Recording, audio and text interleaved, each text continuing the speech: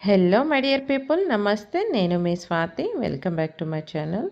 ఈరోజు కమ్మటి సొరకాయ పప్పు ప్రిపేర్ చేసుకుందాము. చాలా టేస్టీగా ఉంటుంది. నా స్టైల్లో మీరు చేయండి. బ్యాచిలర్స్కి, వంట రాని వాళ్ళు కూడా సింపుల్గా ఈజీగా చేసేసుకోవచ్చు. ఇన్ డీటెయిల్గా మీకు ప్రాసెస్ పెట్టాను, మీరు చూసుకుంటూ చేసేయండి. ఫస్ట్ అయితే ముందుగా కందిపప్పు తీసుకోవాలండి. కుక్కర్లో పెట్టుకుందాము. కుక్కర్లో చేసుకుంటున్నాము. మీకు క్విక్గా అయిపోతుంది. మార్నింగ్ ఎర్లీగా క్యారేజెస్కి బాక్సులు ప్రిపేర్ చేసే వాళ్ళకి చాలా ఫాస్ట్గా అయిపోతుంది. చాలా సింపుల్గా చేసేసుకోవచ్చు. ఫస్ట్ అయితే పప్పు తీసుకొని వాష్ చేసుకొని కొంచెం వాటర్ పోసుకొని పక్కన పెట్టేసుకుందాము. దీంట్లోకి మెయిన్ ఇంగ్రీడియంట్ సొరకాయ కదండి. సొరకాయ తీసుకుంటున్నాను. నేను సొరకాయ ఏంటంటే ఆల్రెడీ సొరకాయ కర్రీ చేశానండి. ఇంకొక హాఫ్ ఉంది. అయితే 2 days అయిపోవడం వల్ల కొంచెం ముదిరిపోయిందనమాట. సో మధ్యలో ఉన్న గింజలు అవన్నీ తీసేసి, పైతొక్కు తీసేసి నేను ఆ కండ వరకే ముక్కలు చేసి వేసుకున్నాను. సొరకాయ మనకి నిల్వ ఉంటుంది బయటే ఉంటే. సో మనకి వేస్ట్ అయితే అవ్వదు కదా. సో అందుకని నేను ఆ సొరకాయ ముక్కల్ని అలా చిన్నగా కట్ చేసేసుకున్నానండి. దీనికోసం 2 టమాటోలు, ఒక ఆనియను, అలాగే 2 పచ్చిమిర్చి సగానికి అడ్డంగా కట్ చేసి పెట్టుకున్నానండి. ఇవన్నీ కూడా మనం ఆల్రెడీ నానబెట్టుకొని ఉన్న పప్పులో వేసేసుకుందాము.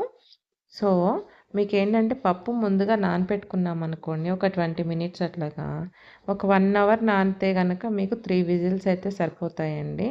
లేదు అంటే నేను ఒక 20 మినిట్స్ అట్లా నానపెట్టుకుంటాను. అలా నానపెట్టుకుంటే పప్పు మనకి గ్యాస్ రాకుండా ఉంటుంది. మనకి స్టమక్ కూడా ఏంటంటే హెవీగా ఉండకుండా ఉంటుందన్నమాట. కొందరికి గ్యాస్ ఇష్యూస్ ఉన్న వాళ్ళు ఏంటంటే పప్పు వండుకునేటప్పుడు పప్పు ముందు కడిగి పెట్టేసుకొని ఒక 1 అవర్ అట్లాగా నానపెట్టుకొని ఉండాలన్నమాట. అప్పుడు మీకు గ్యాస్ ఇష్యూస్ అనేవి ఉండవు. దీనిలో మీకు అలాగే పసుపు, కారం, ఉప్పు, కొద్దిగా ఆయిల్ వేసుకొని విజిల్ పెట్టుకుంటే మీకు 3 విజిల్స్ అనేవి 1 అవర్ నానపెట్టుకుంటే 3 విజిల్స్లో మీరు ఆఫ్ చేసేయచ్చండి కుక్కరు, ప్రెషర్ పోయినాక. లేదు అంటే కనుక మీరు 4, 5 పెట్టుకున్నారనుకోండి, మనం మెదుపుకునే పని ఉండదన్నమాట. మీరు చింతపండు వేసుకోండి. చిన్న నిమ్మకాయ సైజ్ అంతా చింతపండు వేసుకొని కుక్కర్ స్టవ్ మీద పెట్టేసి, మీకు నేనైతే 4, 5 విజిల్స్ పెడతానండి. ఎందుకంటే 20 మినిట్స్ 10 మినిట్స్ అట్లా నానబెడతాను నేను. సో మొత్తం ఏంటంటే మెదుపుకునే పని లేకుండా మనకి గరిటెతో తిప్పేస్తే అయిపోతుంది. అందుకోసం నేను 4, 5 పెడతానమాట, పప్పు గుత్తితో పని లేకుండా. ఇప్పుడు నేను గంటితో మెదిపేస్తానండి. అటు ఇటు కొంచెం సేపు తిప్పానంటే కొంచెం మెత్తగా మొత్తం మిక్స్ అయిపోతుంది. మరీ పేస్ట్లాగా వద్దండి, ఎందుకంటే సొరకాయ పప్పు కదా, మనకి పలుకుగానే ఉంటేనే బాగుంటుంది, టేస్టీగా ఉంటుంది.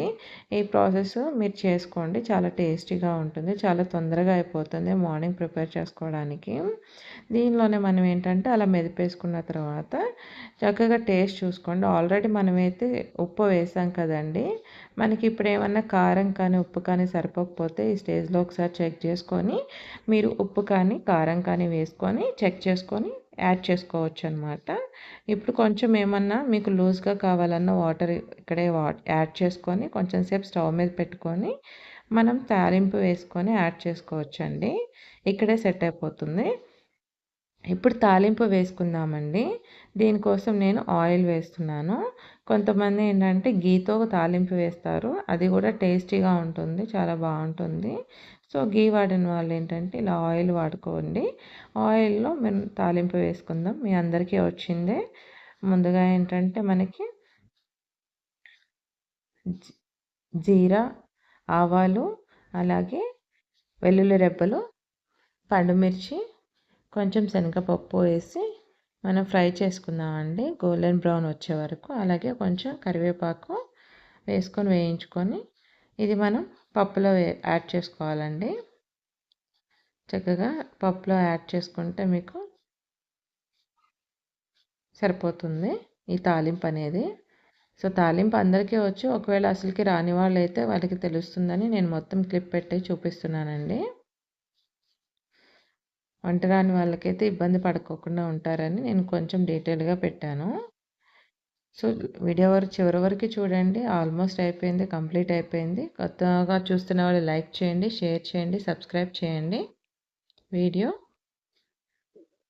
అలాగే తాలింపు వేసిన తర్వాత మీరు ఒక 1 మినిట్ అలా ఉంచి మీకు ఏమన్నా లూజ్గా కావాలి అంటే కొంచెం వాటర్ యాడ్ చేసుకోండి. చూసారా కన్సిస్టెన్సీ అయితే సరిపోతుందండి. ఇలా ఉంటే మీకు ఒక 1 మినిట్ అట్లా ఉంచేసి మీరు స్టవ్ ఆఫ్ చేసి కొత్తిమీర గార్నిష్ చేసుకోవచ్చు అండి. కొత్తిమీరని చక్కగా ముక్కలుగా కట్ చేసి నీళ్ళలో జాడించండి. దానికి ఉన్న దుమ్ము అంతా పోతుంది. చక్కగా మీరు ఈ పీరియడ్లో ఏంటంటే మీరు కొత్తిమీరని యాడ్ చేసేసుకుంటే సరిపోతుంది. మంచి స్మెల్ వస్తుందన్నమాట.